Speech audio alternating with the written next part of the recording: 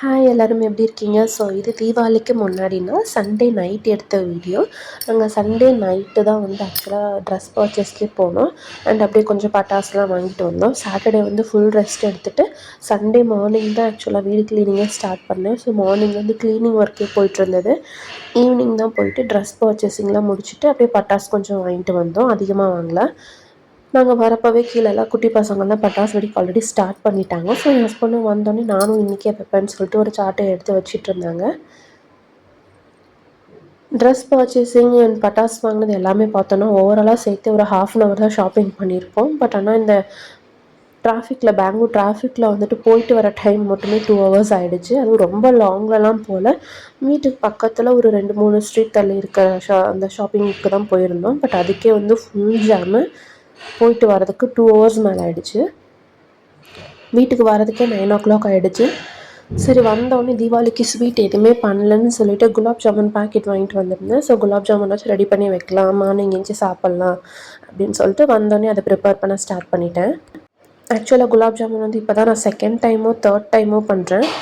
So ஞாபகம் again ஒரு video பார்த்துட்டு தான் எடுத்து பண்ணேன். ஃபஸ்ட்டு பால் நல்லா காய்ச்சதுக்காக சூடு பண்ணுறதுக்காக பால் வச்சுட்டேன்.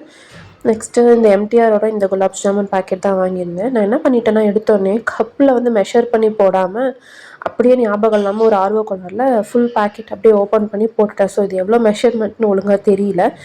அதுக்கப்புறம் நம்ம சக்கரை எடுக்கிறப்ப தான் எனக்கு ஞாபகம் வந்து அதையும் நம்ம மெஷரே பண்ணலேன்னு சொல்லிட்டு. ஸோ அதுக்கப்புறம் பாக்கெட்டில் இந்த எவ்வளோ கிராம்ஸ்ன்னு சொல்லிட்டு பார்த்துட்டு அதுக்கப்புறம் மெஷர் பண்ணி போட்டுட்டு இருந்தேன். அப்புறம் பால் சூடானதுக்கப்புறம் பால் கொஞ்சம் நேரம் ஆற வச்சுட்டு எடுத்து குலாப் ஜாமுன் மாவு வந்து நல்லா மிக்ஸ் பண்ண ஸ்டார்ட் பண்ணிட்டேன். நாளைக்கு வேறு ஆஃபீஸ் இருக்குது எனக்கு. ஸோ அதனால தான் நைட்டே எப்படியாச்சும் ப்ரிப்பேர் பண்ணி வச்சிடணும் அப்படின்னு சொல்லிட்டு பண்ணிகிட்ருக்கேன். ரொம்ப லேட் ஆகிடுச்சு ஆல்ரெடி. ஸோ சீக்கிரமாக பண்ணணும்னு கொஞ்சம் பண்ணிகிட்ருக்கேன். நாளைக்கு ஆஃப்டர்நூன் தான் எனக்கு office, afternoon shift. So morning எழுந்துச்சி பூஜை முடிச்சுட்டு கிளம்பலாம் அப்படின்றது தான் பிளானு.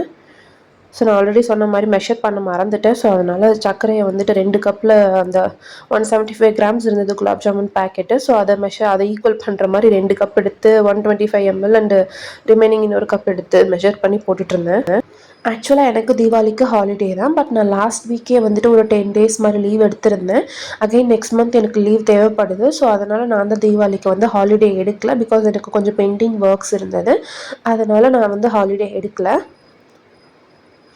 ஓரளவு சுகர் சிரப்ஸ் ரெடி பண்ணிவிட்டு அதுக்கப்புறம் மாவு வந்துட்டு ரவுண்ட் பண்ண ஸ்டார்ட் பண்ணிட்டேன். ரொம்ப பொறுமையாலாம் ரவுண்ட் பண்ணலனா.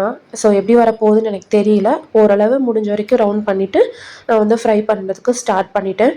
அண்டு குலாப் ஜாமுன் வந்து ரெடி பண்ணுறதுக்கு ஸ்டார்ட் பண்ண முன்னாடியே வந்துட்டு டிஸ்க்ளைமர் கொடுத்துட்டு எப்படி வந்தாலும் சரி சாப்பிட்டு தான் ஆகணும்னு சொல்லிட்டு.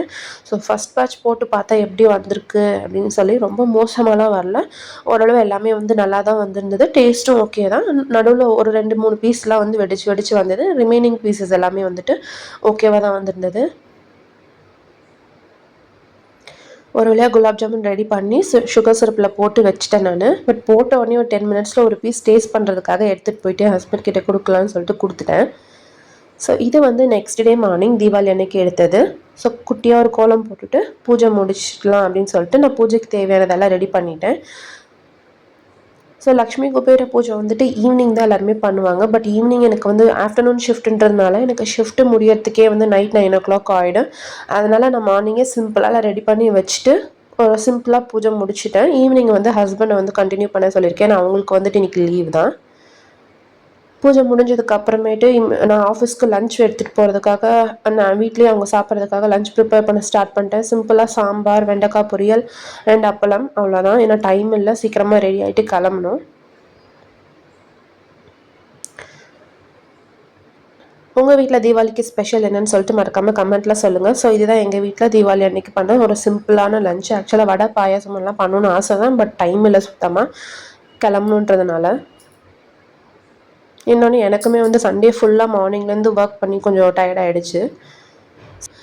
இது வந்து நாங்கள் நைட் எடுத்த வீடியோஸ். நான் ஒர்க் முடிச்சுட்டு வரப்போவே கீழே வெயிட் பண்ணிட்டு இருந்தாங்க பட்டாசு வெடிக்கலான்னு சொல்லிட்டு. ஸோ பட்டாசுலாம் வெடித்து முடிச்சுட்டு நம்ம மேலே வீட்டுக்கு போயிட்டு சாப்பிட்டு ரெஸ்ட் எடுக்கலான்னு சொல்லிட்டு பட்டாசு வைக்க ஆரம்பிச்சிட்டு நான் முடிச்சுட்டு வந்தேன். ஸோ இப்படி தான் எங்கள் தீபாவளி போச்சு. தேங்க்ஸ் ஃபார் வாட்சிங்.